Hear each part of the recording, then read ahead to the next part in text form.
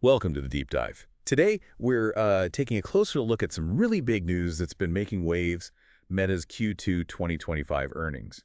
We figured, for anyone interested in tech, finance, and where AI is headed, this is a must-understand story. So this deep dive is basically your shortcut to figuring out why these results matter so much. We've gone through a bunch of sources to pull out the key stuff for you. Exactly. And these aren't just numbers on a page, are they? They really paint a picture, a compelling story about Meta's strategy, where they're headed, and maybe the wider tech scene too. We want to unpack not just what the results were, but crucially, why they're significant.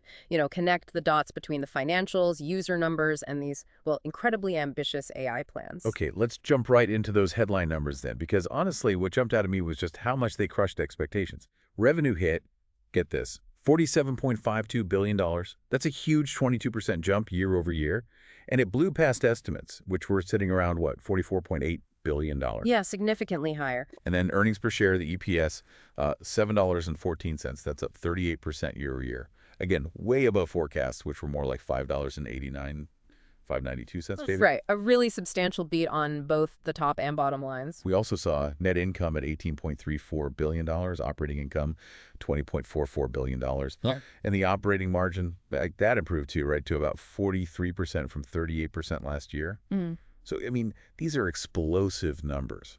What's driving this kind of quarter? Let's unpack that a bit. Well, it's pretty remarkable, isn't it? Especially, given the sort of broader economic backdrop. These aren't just slight beats. It signals really strong underlying health in the business, but also, I think, major improvements in how efficiently they're running things. It suggests they're not just getting bigger, they're getting more profitable doing it. Translating that growth to the bottom line seems key here. That makes sense. And that strong performance, it naturally points us to the engine room, right? The core stuff driving the revenue. Daily active users, DAU, across all their apps, hit, well, an almost mind-boggling 3.48 billion people. Just incredible scale. Yeah, up 6% year over year.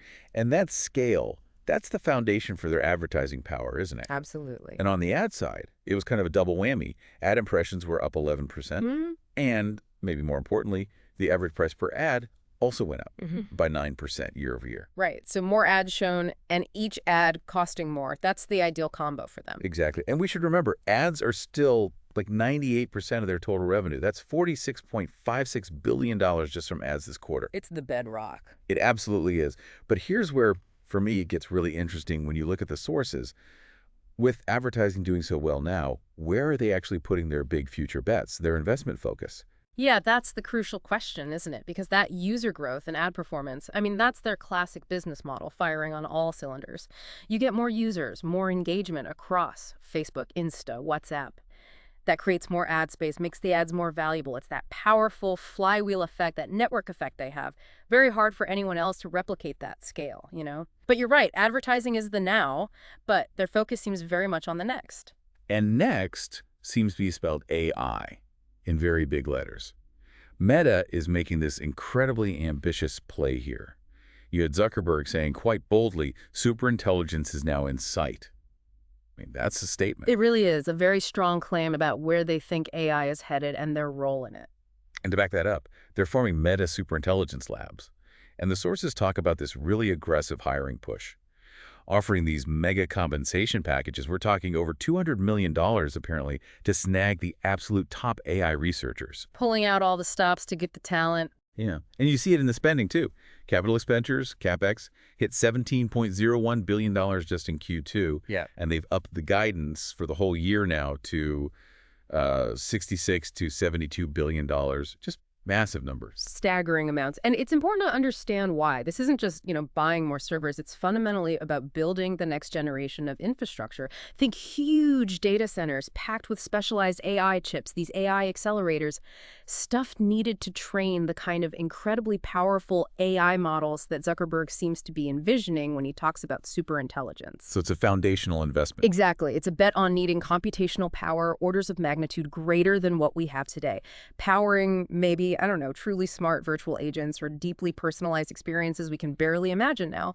But what's also quite striking, despite spending all this money, is their financial position. It's still incredibly strong. Right, you mentioned the cash flow earlier. Yeah, operating cash flow is over $25 billion. Free cash flow, $8.5 billion. And they ended the quarter with $47 billion in cash and Yeah. equivalents. So they have this massive war chest, significant buffer to actually fund these huge long-term and, let's face it, high-stakes AI bets. Okay, so they're spending massively, but they seem to have the cash to back it up. How's the market taking all this, these big future bets? Well, the initial reaction, very positive. The stock jumped, what, 10% in after hours trading right after the report? Yeah, pushing it near record highs around $780 a share. So immediate enthusiasm there, and analyst sentiment seems to echo that largely. It does. Overwhelmingly bullish, actually. I saw that 25 out of 27 analysts covering Meta rated a buy, and the average price target is around $755, which suggests, maybe another 8% upside from where it was before the jump. Yeah. So it's a lot of confidence. There is definitely a lot of confidence. Analysts seem excited both by the ad business still firing strong and by this aggressive AI push. They see growth potential on both fronts. However, if we connect this to the bigger picture, look a bit deeper into the analyst notes. There's always a however, isn't there? Well, yeah. They're also watching very closely what they call capital intensity and competition, that huge spending we talked about. That's the capital intensity. So while they're bullish, there are these sort of cautionary flags being raised. The sheer level of expense is a risk. Okay. Plus, the AI space is incredibly competitive, right? You've got Google, Microsoft, OpenAI, Anthropic. Everyone's pouring billions in.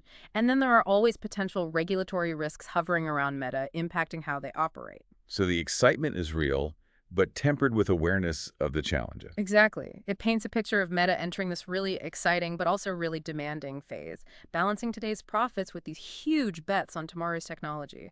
Okay, so wrapping up this deep dive then, what we've really seen from Meta's Q2 is, well, a story of incredible current financial muscle.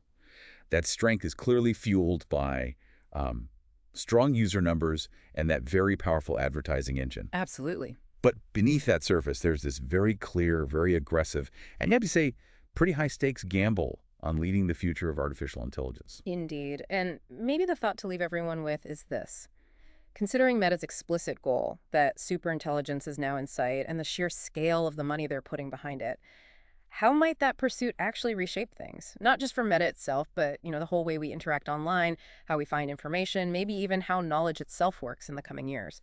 And what can the ripple effects be for industries, well, far beyond just the tech sector? It's a pretty profound question to ponder.